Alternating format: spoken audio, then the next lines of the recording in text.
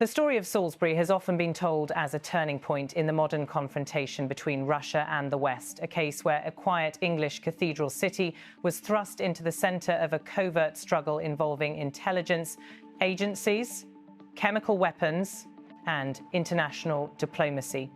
But the inquiry released this week goes a step further than any government document has before. It states, plainly and without hesitation, that Russian President Vladimir Putin bears moral responsibility for the death of a British woman in 2018, a woman who had nothing to do with espionage, state secrets, or the shadow world of defectors. She was simply in the wrong place at the wrong time when a bottle filled with a deadly military-grade nerve agent found its way into her home.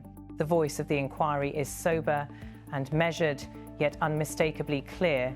It draws a direct line from the poisoning of Sergei Skripal, a former Russian double agent, and his daughter Yulia, to the stray bottle of Novichok that later caused the death of Dawn Sturgess, a mother of 3 in Amesbury. It is a line that winds through months of investigative work, through hours of surveillance footage, and through the harrowing testimonies of first responders and forensic specialists who witnessed firsthand the chaos that unfolded in southern England.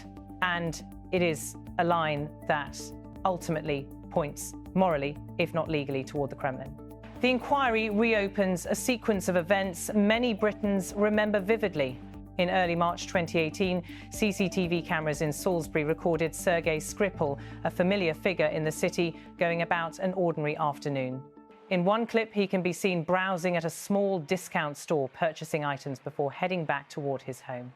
There is nothing unusual about the footage, and for many viewers at the time, it represented the last moments of normalcy before the Skripal case erupted into international headlines. But for investigators, the footage has since served a different purpose. It provides a timestamp, an ordinary benchmark against which the extraordinary events that followed can be measured. Only days later, the world would learn that Skripal and his daughter had been found unconscious on a bench, collapsing within minutes of exposure to a military-grade nerve agent developed in the Soviet Union. The substance, Novichok, had been applied to the doorknob of Skripal's home. The choice of delivery method was coldly calculated. The toxin is absorbed through the skin, and even microscopic traces can be deadly. Emergency responders raced to the scene, unaware at first that they were dealing with a chemical weapon. The images from that day remain chilling. An entire city centre cordoned off under protective tents.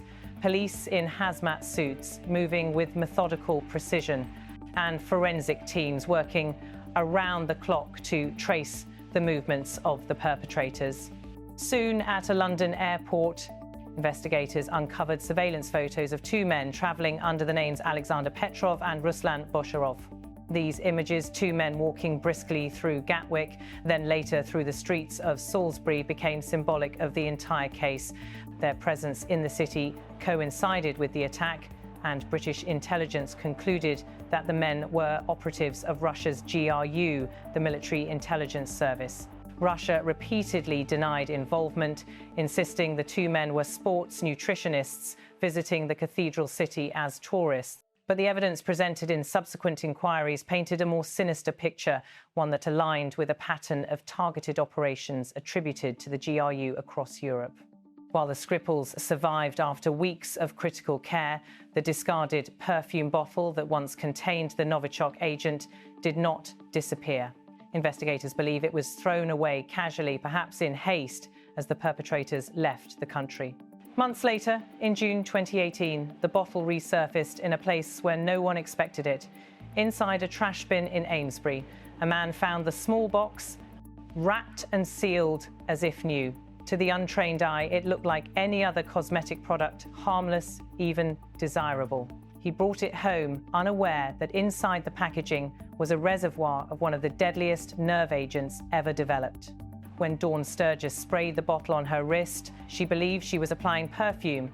In reality, she was applying Novichok directly to her skin. She fell ill within minutes. The rapid medical decline that followed was catastrophic. She experienced convulsions, organ failure, and an irreversible collapse of her nervous system. Unlike the Skripals, whose exposure was limited and treated early, Dawn's exposure was direct, undiluted, and lethal. She died on the 8th of July 2018, leaving behind 3 children and a family, devastated not only by her loss, but by the senselessness of the circumstances that led to it. The inquiry's findings are explicit. While the Russian president may not have ordered the attack that killed Dawn, he bears moral responsibility for the chain of actions initiated by Russian intelligence agents operating abroad. This concept of moral responsibility carries weight. It does not accuse the Kremlin of explicitly targeting a British citizen, but it asserts that Russian statecraft created the conditions by which such a tragedy became possible. For a British public accustomed to diplomatic language, this conclusion is unusually stark. The British Foreign Office responded swiftly. Within hours of the report's release, the Russian ambassador was summoned for a formal reprimand. Behind closed doors, diplomats demanded that Moscow cease what the United Kingdom now publicly calls hostile state activity against Britain and its NATO allies. Tensions, already strained by the ongoing confrontation between Russia and Western nations, intensified yet again. The Foreign Office also announced new sanctions targeting the GRU, specifically the division believed to have directed the operation. Sanctions may seem symbolic to some, but they carry both diplomatic and economic consequences. Asset freezes, travel bans, and new restrictions on Russian intelligence networks operating in Europe. These measures add to a growing list of punitive steps taken since 2018, cementing the Skripal and Sturgess cases as defining moments in modern British foreign policy. But beyond the official language, beyond the legal frameworks and intelligence briefings, lies a more human dimension, one that resonates deeply with the British public. Dawn's death is not just part of a geopolitical dispute. It is a reminder of the dangerously unpredictable aftermath of state-sponsored operations. A nerve agent designed for silent assassinations ended up killing an ordinary citizen far removed from the world of espionage. Her life and her death symbolize the collateral damage of a conflict that is often invisible until it suddenly is not. To grasp the full weight of this case, one must look at the images that accompany it. Footage from Moscow shows Vladimir Putin speaking calmly during high-level talks with foreign delegations, reaffirming the Kremlin's position that Russia has never used chemical weapons and does not conduct assassinations abroad. The scenes are almost surreal when juxtaposed against handheld footage from Amesbury showing paramedics lifting a man onto a stretcher, footage that now forms part of the public understanding of just how chaotic and frightening the response to the poisoning became. The inquiry reminds audiences that for months Salisbury transformed into something resembling a crime scene from a Cold War thriller. Entire sections of the town were closed off. Forensic specialists combed parks, walkways, shops, and public benches. Residents endured uncertainty, fear of contamination, and the disruptive presence of security forces. The scale of the investigation was unprecedented for a British city, involving thousands of hours of evidence collection and hundreds of personnel trained in chemical exposure protocols. The inquiry also illuminates the extraordinary medical efforts that saved the Skripals' lives. Doctors and nurses had to identify the toxin without knowing its nature, a nerve agent banned under international law, designed specifically to evade detection. The medical teams acted swiftly, improvising treatments and antitoxins based on limited information. Their success remains one of the most remarkable parts of the story. Contrastingly, Dawn's case evolved differently. Her exposure was mistaken for an overdose at first, and by the time doctors realized the true cause, the damage was irreversible. It is this detail, this tragic delay, that has remained one of the most painful aspects for her family. They have long pushed for recognition that Dawn was an unintended victim of a state-directed attack. The inquiry in many ways delivers that acknowledgement. For Britain, the Sturgess case hardened public and political opinion on Russian covert operations. What began as a confrontation between governments escalated into a deeply personal national tragedy. For many officials, Dawn's death became the clearest evidence that Russia's intelligence activities were not only hostile, but recklessly indifferent to the lives of civilians.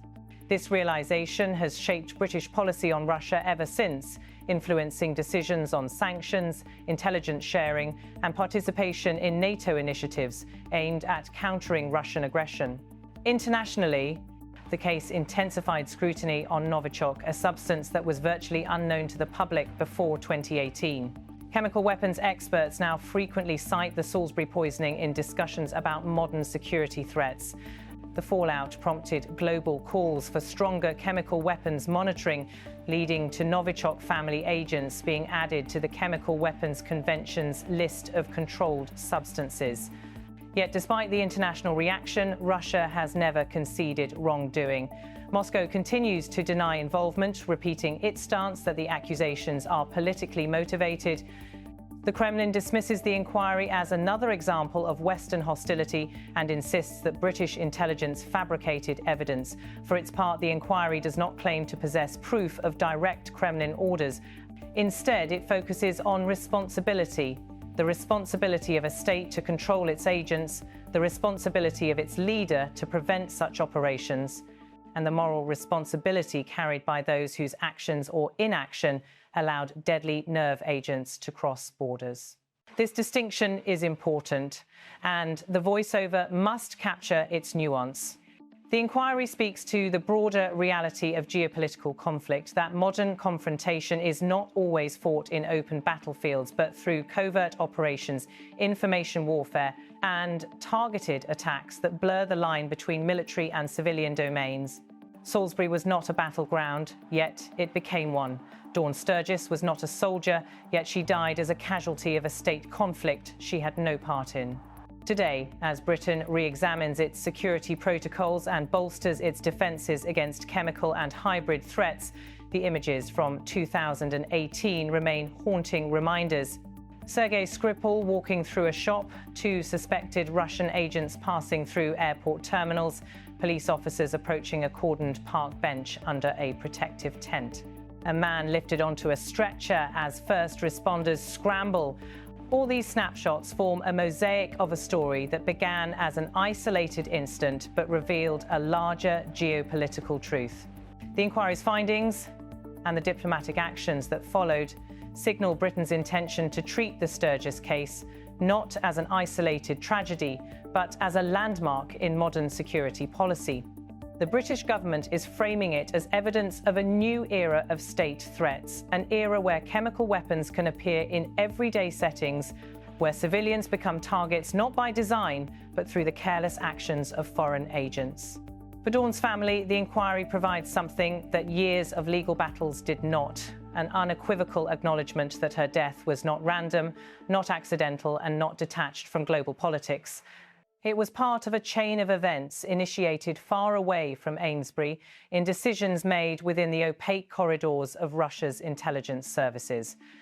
This voiceover closes by returning to the words that underpin the entire report: moral responsibility. The inquiry does not claim that Vladimir Putin pushed the bottle into Dawn's hands, but it argues that the system he oversees, the intelligence apparatus he commands, the operations he enables, and the climate of plausible deniability he maintains set the stage for her death. And in the world of international justice, where legal accountability is often elusive, moral responsibility carries profound weight. The story of Salisbury will continue to define UK-Russia relations for years to come. The Sturgess case will remain a stark warning of the dangers posed by state actors willing to use prohibited weapons abroad. And the images of forensic teams in white suits, of sealed crime scene tents, of grainy airport surveillance photos will continue to remind the public of the day when a quiet British town became the centre of a global confrontation. But above all, the legacy of this inquiry is a human one. It ensures that the death of an ordinary woman caught in the crossfire of extraordinary events is not forgotten, not minimised, and not separated from the broader truths revealed by this investigation. In acknowledging the chain of actions that led to her death, the inquiry forces the world to confront the real, tangible human cost of geopolitical aggression.